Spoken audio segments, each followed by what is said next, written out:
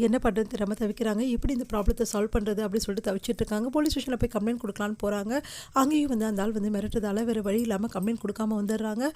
அடுத்து வந்து என்ன பண்ணுறதுன்னு தெரியாமல் எப்படியாவது ராகவ் கிட்ட இந்த விஷயத்த சொல்லியே ஆகணும் அப்படின்னு சொல்லிட்டு அபி முடிவு பண்ணுறாங்க. அதன்படி ராகவ் கிட்ட போய் பேசுகிறாங்க. உங்ககிட்ட ஒரு விஷயம் சொல்லணுங்க, ரொம்ப பெரிய விஷயம் அப்படின்னு உங்ககிட்ட சொல்லி கேட்க எனக்கு விருப்பம் இல்லை. முதல்ல இங்கேருந்து கிளம்பு, உன்னை பார்க்கவே எனக்கு வெறுப்பாக இருக்குது, சும்மா சும்மா ஏதாவது ஒன்று சொல்லிக்கிறேன் அப்படின்னு சொல்லிட்டு திட்டி விடுறாரு. இந்த மாதிரி டென்ஷனாக இருக்காரு, ஒன்றுமே புரியலையே அப்படின்னு சொல்லிட்டு அபி யோசிச்சுட்டு இருக்காங்க. முரளி ரொம்ப சந்தோஷமாக இருக்காரு.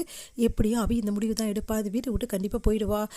ஏன்னா வந்து அபி அந்த பொண்ணுங்க பாதிக்கப்படுறத விரும்ப மாட்டா, அதனால நீ தொடர்ந்து மிரட்டிகிட்டே இரு அப்படின்னு சொல்லிட்டு அந்த ஆளுக்கு ஃபோன் பண்ணி சொல்லிடுறாரு. சரிங்க சார், நான் மிரட்டிகிட்டே இருக்கேன் அப்படின்னு சொல்லிட்டு அவரும் சொல்கிறாரு.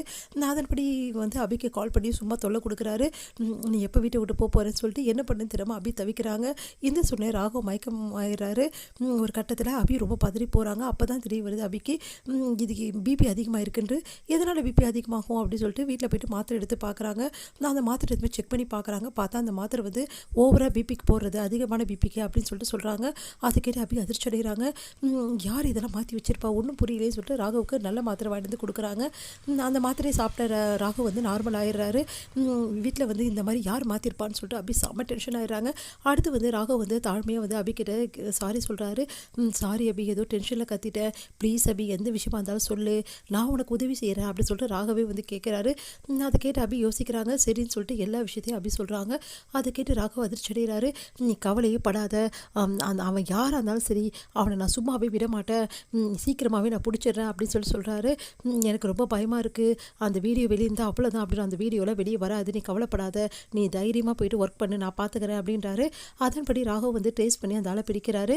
அந்த ஆள் கிட்ட இருந்து உண்மையும் வாங்குறாரு. அந்த ஆள் வந்து நான் தான் இதுக்கெல்லாம் காரணம், வேறு யாரும் இல்லை, எனக்கு ஒரு ஃபோன் கால் மூலமாக தான் சொன்னாங்க அப்படின்னு நம்மளாம் சொல்லிடுறாரு. ஐயோ, நம்ம பேர் வந்துட்டா என்ன பண்ணுறதுன்னு சொல்லிட்டு முரளி தவிக்கிறாருங்க. நம்ம பேர் வரதுக்கு சான்ஸே இல்லை, நம்ம யாரோ மதனை பேசணும் அப்படின்னு சொல்லிட்டு யோசிக்கிறாரு. இங்கே வந்து ராகவ் செம டென்ஷனாக இருக்காரு. இப்படிலாம் நாட்டில் நடக்குது, பொண்ணுங்களுக்கு பாதுகாப்பு இல்லாமல் இவனுக்கு இஷ்டத்துக்கு பண்ணுறானுங்களா, இவனுங்களை சும்மாவே விட மாட்டேன், கவர்மெண்ட்டில் எதுக்கு இருக்குது, எப்படியாவது வந்து அவனை நான் பிடிச்சிட்டேன் அப்படின்னு சொல்கிறாரு. அதை கேட்டு முரளி அதிர்ச்சி அடைகிறாரு. கண்டிப்பாக நம்ம பேர் வெளியே வந்துடுமோன்னு சொல்லிட்டு ரொம்ப பயப்படுறாரு. யாருன்னு சொன்னான் அப்படின்னோடனே அவன் யாருன்னு சொல்ல மாட்டேங்கிறான், அவனுக்கே ஃபோன் கால் மூலமாக தான் தெரியுன்றான் அப்படின்னு நிம்மதி அடைகிறாரு முரளி. வந்து என்ன பண்ணுறாங்க, ரொம்ப சந்தோஷங்க அப்படி சொல்லிட்டு தேங்க்ஸ் சொல்கிறாங்க ராகவுக்கு. இதுக்கப்புறம் வந்து இந்த மாதிரி வந்து நடக்காமல் நான் பார்த்துக்கிறேங்க, ரொம்ப ஜாக்கிரதையாக ரபி, இதுக்கப்புறம் வந்து செக்கர் வந்து போடு, செக்கிங் பண்ணி தான் உள்ளே அனுப்புகிற மாதிரி வந்து ஆள் போடு, எக்காரனை கொண்டு வந்து அதுக்கேற்ற மாதிரி எல்லாமே நான் பண்ணுறேன் அப்படின்னு நிம்மதி அடைகிறாங்க அபி. தேங்க்ஸும் சொல்கிறாங்க ராகவுக்கு.